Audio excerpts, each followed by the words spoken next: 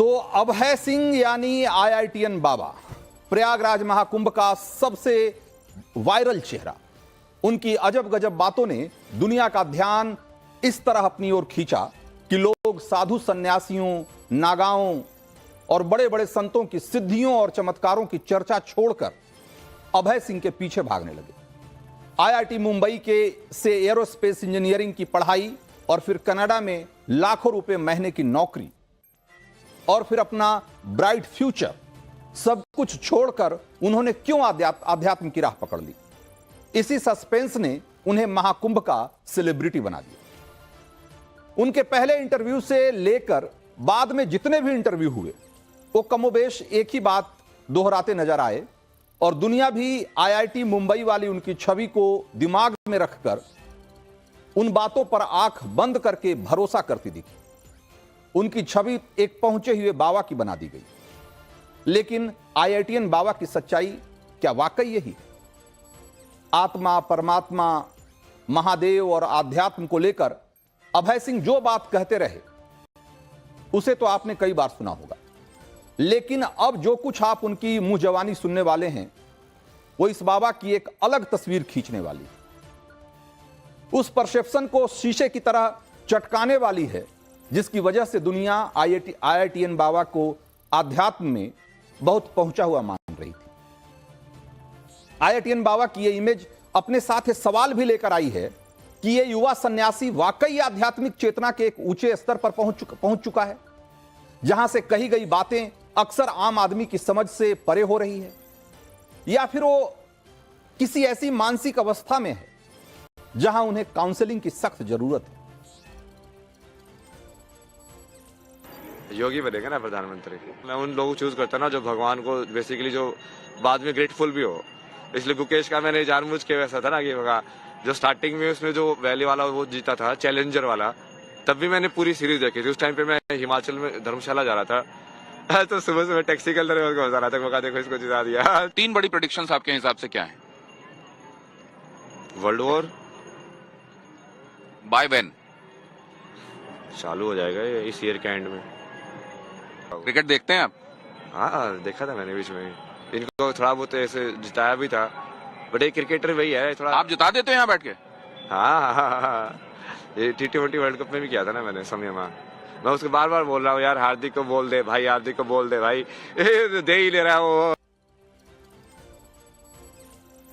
तो ये हैं आईआईटीएन बाबा का वो दावे हैं जो भविष्यवाणी हमारे सहयोगी दिनेश गौतम से बातचीत के दौरान उन्होंने कही, और 1 घंटे की इस इंटरव्यू में अभय सिंह की जो शख्सियत सामने निकल कर आई वो थोड़ी हैरान करने वाली।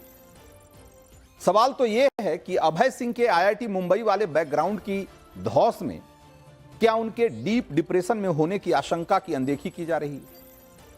सवाल यह है कि क्या अभय सिंह जिस अंदाज में धर्म आध्यात्म की बातें करते हैं, क्या उसमें किसी मानसिक बीमारी की झलक दिखती है?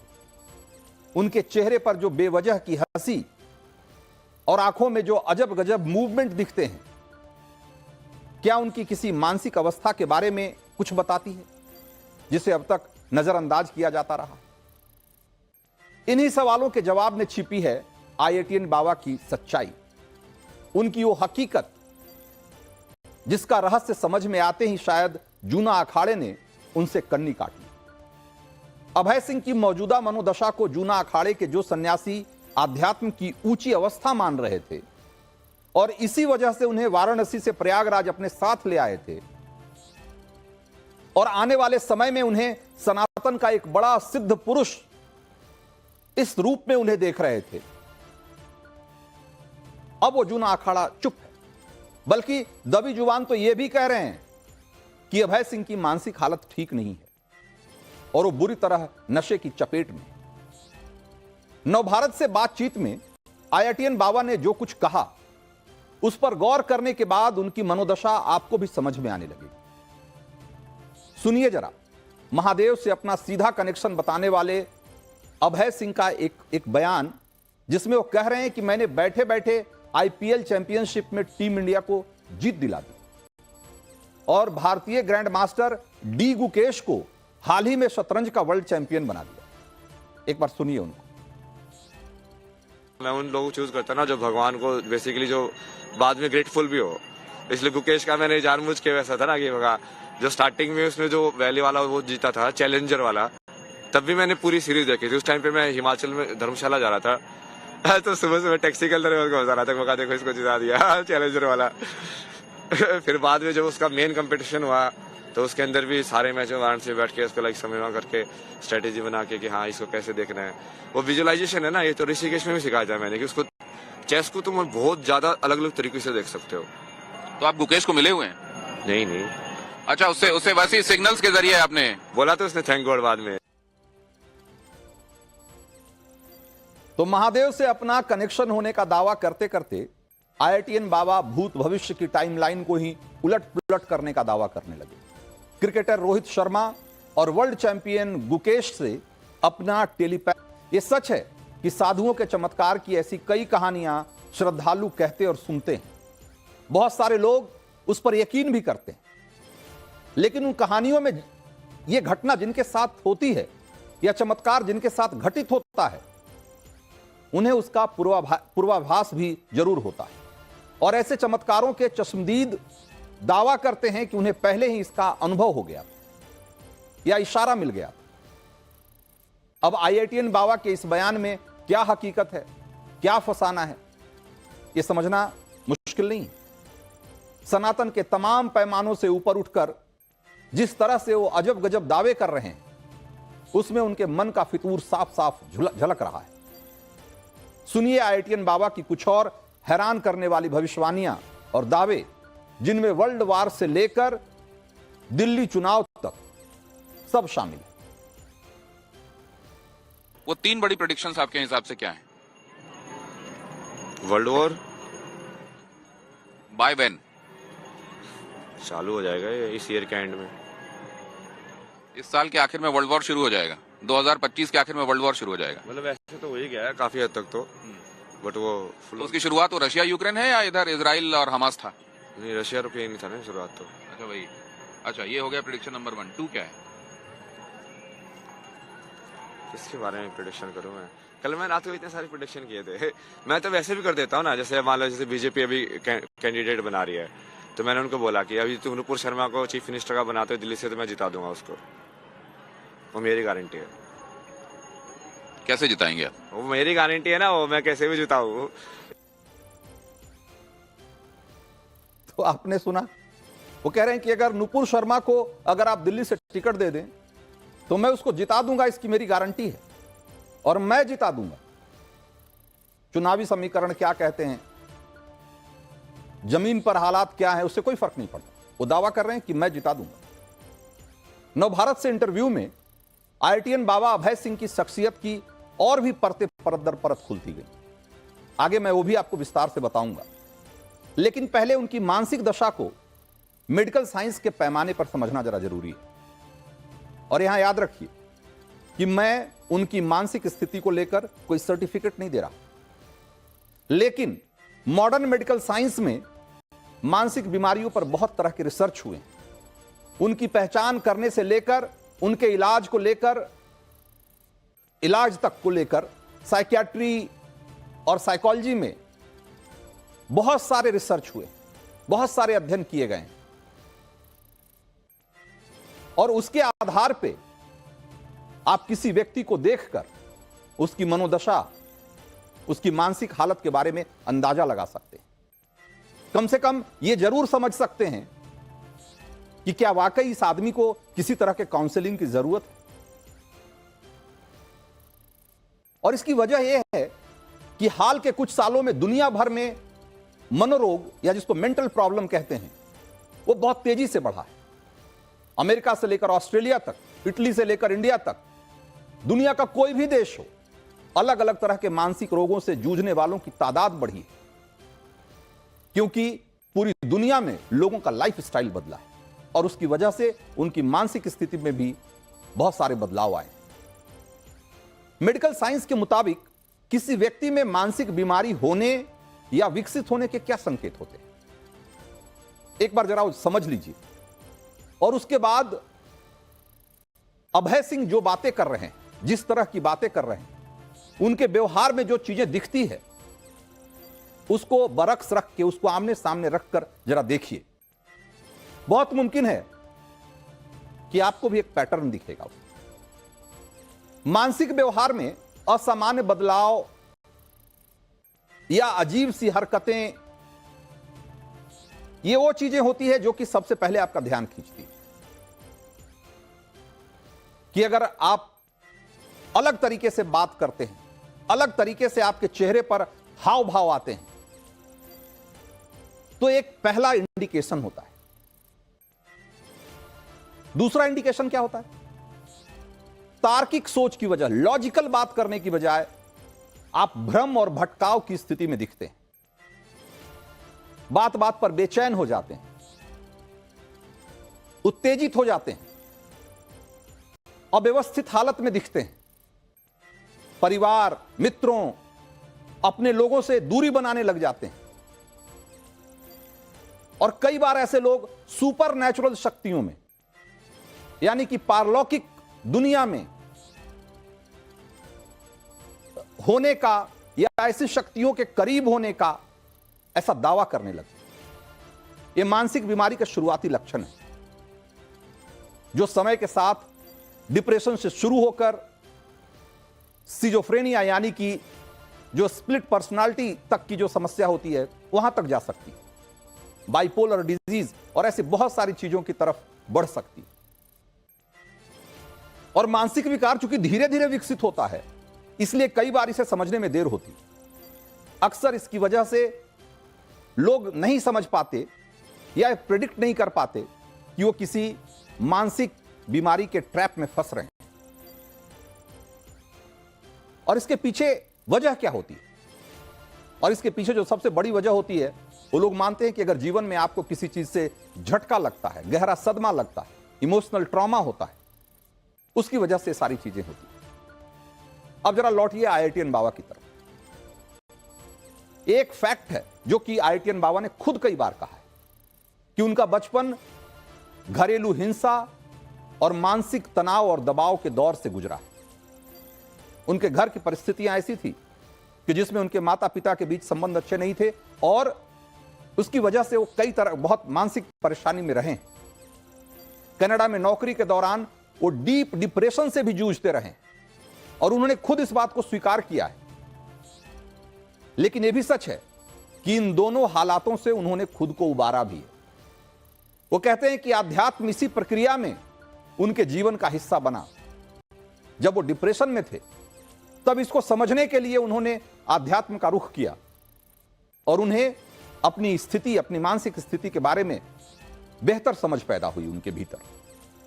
आध्यात्म की तरह झुकाव ने उन्हें उन चीजों को पढ़ने के लिए प्रेरित किया जिसे आज वो महाकुंभ में दूसरों को बता रहे हैं, उसकी वैज्ञानिक व्याख्या भी सुना रहे हैं। लेकिन अब वो जिस तरह की चौंकाने वाली बातें करते दिखते हैं, वो थोड़ी हैरान करने वाली है। उन बातों का ना तो कोई सिलसिला दिखता है, उसमें कई बार कोई तार्किकता भी नहीं दिखती, कोई तारतम्यता नहीं दिखती, न तो उसका अध्यात्म से न धर्म से। वो कई बार बहुत ही उलूल जुलूल सी बातें लगती। और यही यह सवाल उठने लगता है कि IITN बाबा असल में हैं क्या। एक बार फिर से सुनिए। तो बाल आखिरी बार कब कटाए थे आप? बाल तभी कटाए था, 7-8 महीने हो गए। 7-8 महीने? उसके पहले बाल वगैरह कटा रहे थे आप? नहीं, उसको ऐसी कोई दिक्कत नहीं है ना मेरे को। तो बाल दाढ़ी कटाने वटाने में कब तुम कटा लोगे तो कृष्ण बन जाओगे। महादेव के भी बहुत सारे रूप है, जैसे एक में वो बिल्कुल वो ढाड़ी वाड़ी वैसे वाले होते हैं, एक में बिल्कुल वो क्लीन शेव वैसे वाले बैठे रहते हैं ध्यान के अंदर। तो वो उससे फर्क नहीं पड़ता ना बाहर वाली अपीयरेंस से। वो तो दुनिया वालों को ज्यादा फर्क पड़ता है उससे कि तुम बाबा जैसे दिख रहे हो कि नहीं दिख रहे हो। महाकुंभ और इसके बाद आप क्या करने वाले हैं, जो क्या दिखाई दे रहा है आपको? महाकुंभ के बाद तो स्ट्रक्चरिंग करेंगे पूरी हर चीज की, माइन्यूटली हर एक जो चीज जो ऑलरेडी एग्जिस्ट कर रही है उसका डिटेल मैप। जैसे मैंने एक बार ये ऐसे विजुअलाइजेशन किया था ना कि तुम हर एक विलेज का भी पूरा एनर्जी के हिसाब से बना सकते हो कि उसकी ज्योग्राफी कैसे है, तो उसका पूरा प्लानिंग कैसे होनी चाहिए, घर कैसे होनी चाहिए, यहाँ पे किस टाइप की खेती होनी चाहिए, कैसे एनवायरनमेंट में लाइक वो घर का आर्किटेक्चर भी किस टाइप का होना चाहिए। प्रैक्टिकल है वो। हाँ, वो मैंने माइंड में मैंने बहुत सारी चीजें करी है ना। ये जब मैं ऋषिकेश में था तो बहुत करता था, जैसे पूरा माइंड के अंदर ये वर्ल्ड का मैप बना के कि हाँ अच्छा ये कंट्री ऐसे ऐसे कलर कोड करके अच्छा इसको ऐसे हिलाएंगे, ये ऐसा होगा, ये ऐसे होगा, ऐसे होगा। तो ये जो कहा जाता है कि मेष राशि गते जीवे, मकरे चंद्र भास्करौ, अमावस्या तदा योगा, कुंभाख्य तीर्थ नायके, तो ये महाकुंभ के संदर्भ में ही है। ये इसका मतलब क्या है? तीर्थराज इसका एग्जैक्ट मतलब तो नहीं पता मेरे को, उसको आप साउंड फिर से बताओगे तो वो साउंड के हिसाब से बता दूंगा। तो आईआईटीएन बाबा कई बार बहुत हैरान करने वाली बातें करते हैं, कई बार वो फिलॉसफी दर्शन की बातें करते हैं जो कि एक आम इंसान को कई बार समझ से परे लगती है। कई बार वो बहकी बहकी बातें करते हैं, कई बार चमत्कार की बातें करने लगते हैं, और कई बार ऐसी बात करते हैं जो कि लगता है कि शायद वो उनकी मानसिक अवस्था ठीक नहीं। आईआईटीएन बाबा की ऐसी बयानबाजियों के बीच मैं आपका ध्यान उनके बॉडी लैंग्वेज की तरफ भी खींचना चाहता हूं। उनकी हंसी पर तो दुनिया का ध्यान बहुत पहले से था, क्योंकि वो बात बात पे हंसते हैं, हर सवाल पे हंसते हैं, हर जवाब के पहले हंसते हैं और हर जवाब के बाद भी हंसते हैं। और जब उनसे पूछा गया एक बार कि आप इतना हंसते क्यों हैं, तो उन्होंने कहा कि हंसते रहना बहुत जरूरी है, क्योंकि पता नहीं किस पल आपकी मौत आ जाए, तो कम से कम मैं हंसते हंसते मरूंगा। एक बार की आपको लगेगा कि ये कोई बहुत ही थॉटफुल आदमी, जिसकी की जो कि एक समझ और आध्यात्म और अपने चिंतन के एक अलग स्तर पे पहुंच चुका है, वही आदमी ऐसी बातें कर सकता है। लेकिन विज्ञान ऐसी बातों को और उनके बॉडी लैंग्वेज को कई बार अलग नजरिए से देखता है। जैसे उनके चेहरे और भाव भंगिमा पर भी ध्यान देने की जरूरत है। उनसे जब सवाल होते हैं तो उनके चेहरे पर आते जाते भावों को जरा गौर से देखिए। वो जिस तरह आंखें बंद करते हैं, सवालों के दौरान मिचमिचाते हैं आंखें, या अपनी माला के साथ जो हरकतें करते हैं, वो सब मनोवैज्ञानिकों का ध्यान अपनी ओर खींचता है। ऐसा व्यवहार सामान्य व्यवहार की श्रेणी में नहीं आता है। व्यक्ति मानसिक तनाव की स्थिति में हो तो जाने अनजाने में ऐसा व्यवहार करने लगता है। उसे पता भी नहीं होता कि वो कुछ असामान्य व्यवहार कर रहा है, लेकिन वो कर रहा होता है। चेहरे पर अचानक असामान्य भाव भी इसी वजह से दिखने लगते हैं। और मनोवैज्ञानिक ये मानते हैं कि ये वो स्थिति है जब उन्हें काउंसलिंग की लोगों को जरूरत होती है। आईआईटीएन बाबा कहते हैं कि वो बिना तर्क के कोई बात नहीं बोलते मन में, और कई बार ये कहते हैं कि वो उनके मन में जो प्रेरणा आती है, महादेव जो उनसे कहवाना चाहते हैं वो बोल देते हैं। अब इन दोनों बातों में कई बार आपको कोई साम्य नहीं दिखेगा, कोई तारतम्य नहीं दिखेगा।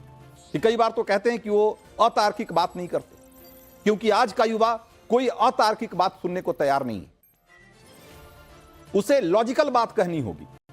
और कई बार वो ऐसी बात करते हैं जिसका कोई लॉजिक नहीं होता, और वो ये स्वीकार भी करते हैं। वो कहते हैं कि मैं महादेव की प्रेरणा से बोलता हूं।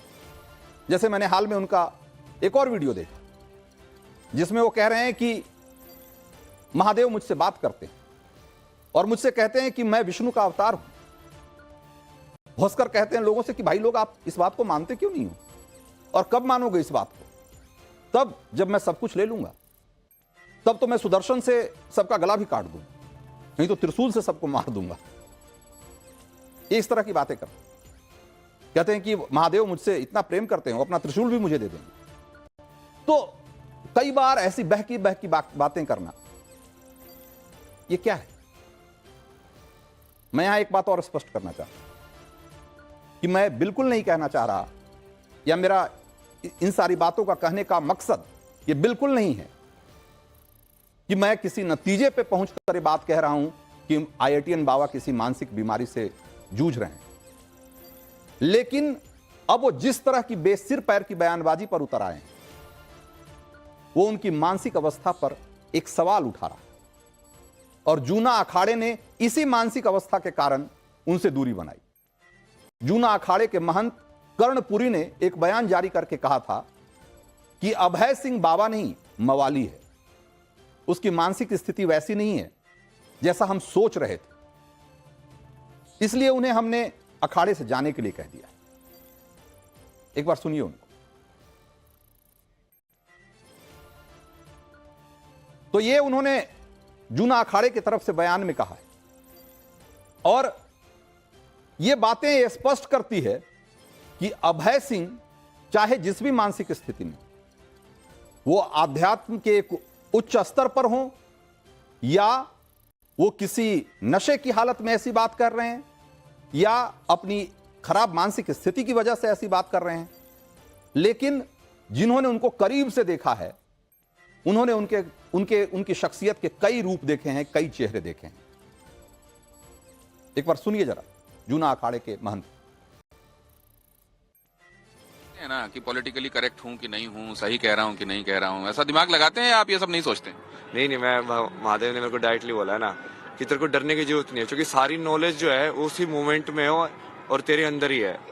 तो तेरे को तू उस मोमेंट में जाना और तेरे को जो जवाब देने हैं ना वो अपने आप अंदर से आ जाएंगे।